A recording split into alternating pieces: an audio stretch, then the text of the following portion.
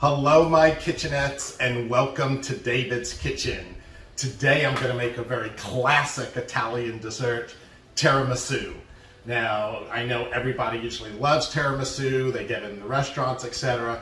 And it's interesting because, we've always made it in my family this way, and it's, I say, the real tiramisu. And it's interesting when you can get it at some restaurants. Sometimes they have whipped cream in it, this and that, that and this, and I'm like, oh, that's not tiramisu. So I'm going to show you the very traditional, classic, authentic Italian tiramisu, and hopefully you'll give it a try. It's really easy to make, you don't have to put it in the oven, and you can whip it up in a few minutes, and then it just has to stay in the refrigerator for a good 8 hours or overnight before you're going to serve it. I'm making one in a decorative dish. I think you should use a decorative dish. This one is probably equivalent to kind of like if you were doing an 8x8 square, but this is a nice oval, so it will look pretty in here. So that's the kind of dish you're going to need. You're going to need some Ladyfinger cookies, and this is what they're going to look like when you get the package in the store. They're very hard. They are not soft Ladyfingers. I know sometimes you'll find soft Ladyfingers. That's not what you're looking for. You're looking for these real hard ones. They end up looking like this, and they'll have a nice snap to them. Basically, it's a dehydrated piece of sponge cake with a little bit of sugar on them. They're delicious, just like this, dipping it in the coffee. I also have 2 cups of very strong coffee here. When we assemble the tiramisu, we're going to go ahead and first soak the Ladyfingers in the coffee to moisten them up a little bit. So that will be one of the next steps that we do a little bit later on. The next thing you're going to do is you're going to need 2 eggs for this recipe, and you need to separate them. So in the first bowl, I have the egg whites, and I'm just going to add a pinch of salt to them. And we're going to go ahead and put these to the side right now, but eventually what we're going to do is we're going to whip these separately until we have stiff peak formed. So I'm going to go ahead and put this to the side. Next, we have to deal with the egg yolks. And if you do a lot of baking, you might want to invest in a second KitchenAid bowl, because like this recipe, it's just so easy to do when you have both of them. To the egg yolks, basically what we're going to do is we're going to put the 2 egg yolks in here, and we have 4 tablespoons of sugar. Make a note, there's not a lot of sugar in tiramisu, so there's only 4 tablespoons of sugar. If you make a bigger recipe, let's say you do 3 eggs, then you do 6 tablespoons of sugar. So it's basically 2 tablespoons of sugar per egg. We also have a teaspoon of vanilla. And basically what I'm going to do now is just really whip this with the paddle beater in the KitchenAid until it gets really nice and fluffy. And it's going to take about 5 minutes to do, and you're going to see the difference. It's going to get very pale and very increased in volume, and that's what you're looking for. And then finally what we're going to do is add some mascarpone cheese to that, and then eventually we'll end up combining the egg whites with the egg yolks. So let's go over to the KitchenAid. I'm going to get this started, and I'll show you what it looks like. My kitchenette. So you got a good view in here. I'm basically just going to start making sure it gets incorporated. Once the egg and the sugar is pretty much incorporated, we're going to go ahead and increase the speed and really let it go, and you're going to see how it's going to transform into this amazing soft yellow pale color. I'll be back. At this point, you might want to just stop it real brief and just make sure that you scrape down the sides, because I definitely see there's sugar here. You want to make sure all that sugar is incorporated perfectly. All right, and now we're going to go ahead and fire it up, and we're going to really kind of put it on high and let it go. Okay, my kitchenette, so after about 5 minutes on high speed, look at this. These eggs, you never know that was the eggs and the sugar. It doesn't even look yellow anymore. It's very pale, and this is exactly the consistency that we wanted. So there's a lot of air in there, and it's perfect. It's almost like a little bit, I don't know, maybe melted taffy kind of feeling to it, but that's where we want to be. And then we're going to take our 8 ounces of mascarpone cheese, And go ahead and just put the whole container of that in there. And we're going to blend this together.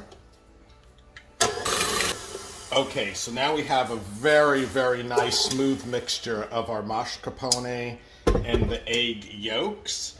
And I'm just going to go ahead and clean this all off. Okay, my kitchenettes, now we shifted to our whisk attachment, and we're going to go ahead and beat these egg whites with the dash of salt until they form firm peaks. That'll just take a little while, but we'll get this going, and I'll show you what they look like when they're done.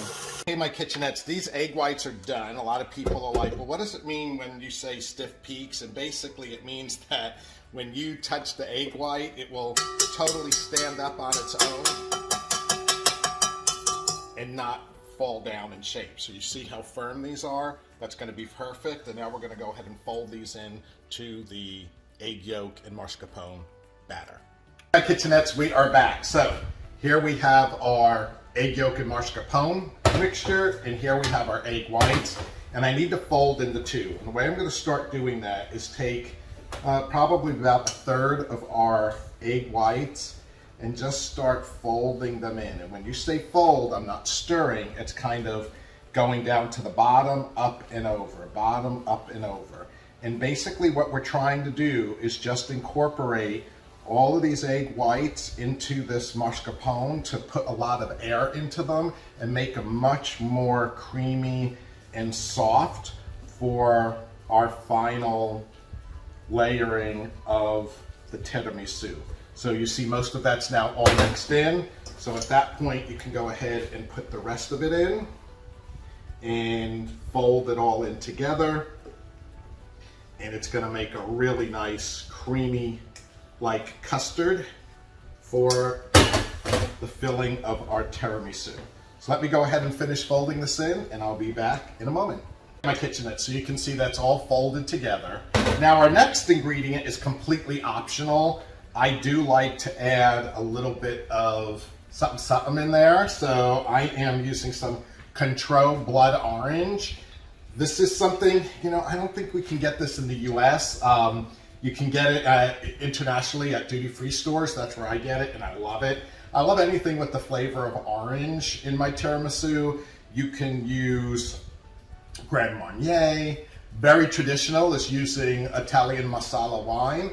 That doesn't have an orange flavor, but it will give you that masala taste. But I'm just going to go ahead and do 2 capfuls here, which is probably a good 3 teaspoons of the Cointreau. It just gives the tiramisu a really nice adult flavor, and you're just going to go ahead and mix that in.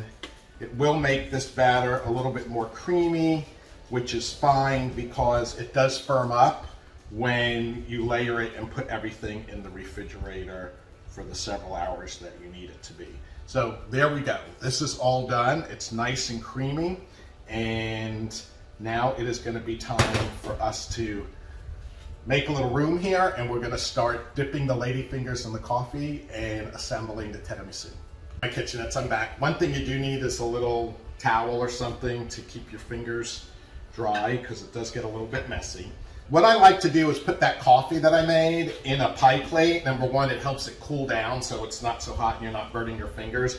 Number two, it gives you a lot of room to move the Ladyfingers around in there. Now, you don't want to keep them in the coffee too long because then they're going to get really soggy. And you don't want it to be soggy. You want it to probably about halfway absorb into the soviagde, but you'll see as I go along how I do this. So basically I put it in there and I flip it 1, 2, 3 times, and there's a sugar side and a non-sugar side. I like to put the sugar side up, okay? Put it in here, 1, 2, 3, and you just start lining 1, 2, 3, your pan, 1, 2, 3, and start filling it in.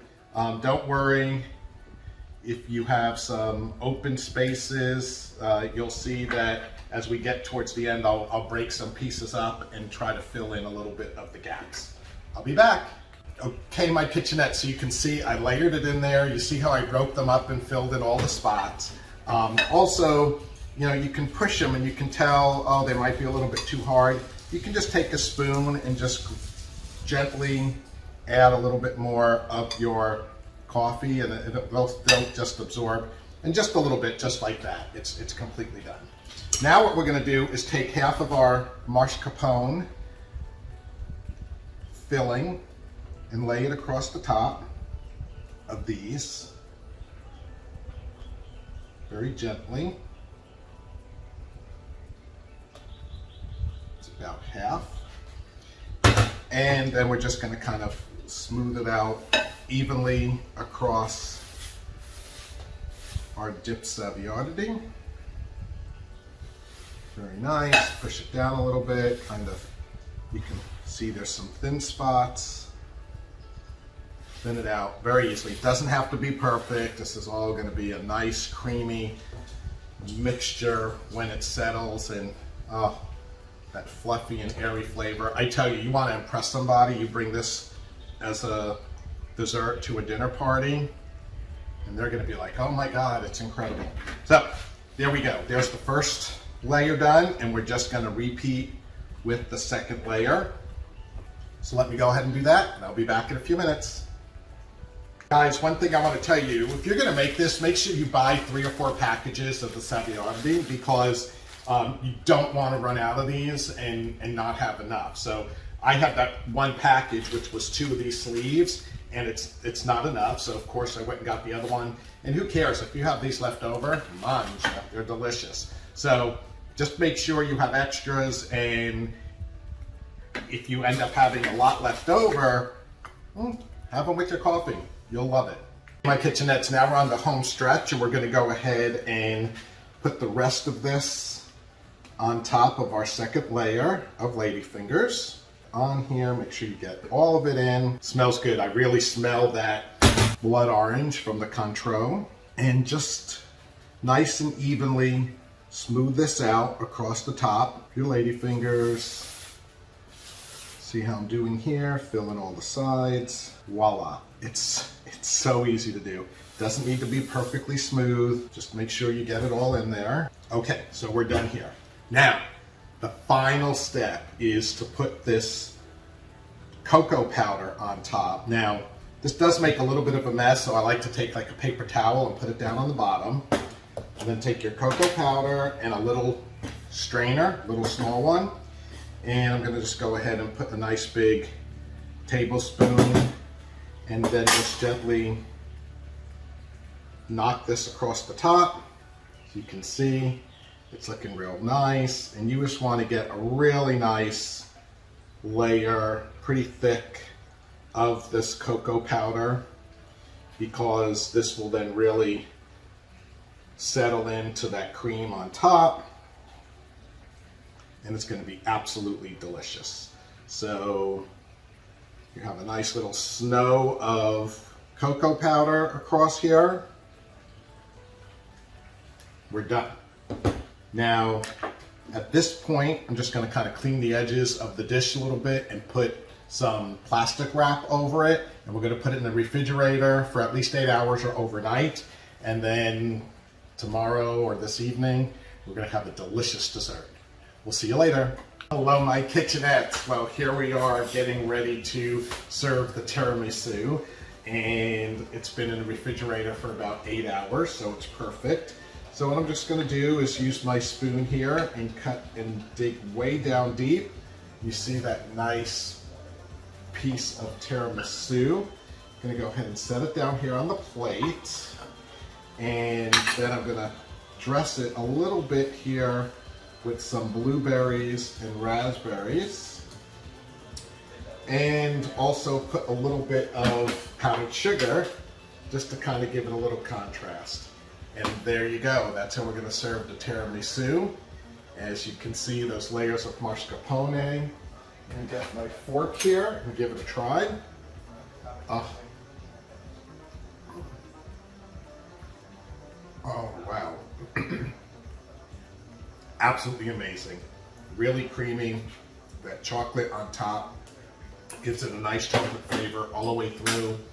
And that hint of orange with the Cointreau is absolutely delicious. So, I hope you give this one a try, and for God's sakes, wash your hands. Ciao.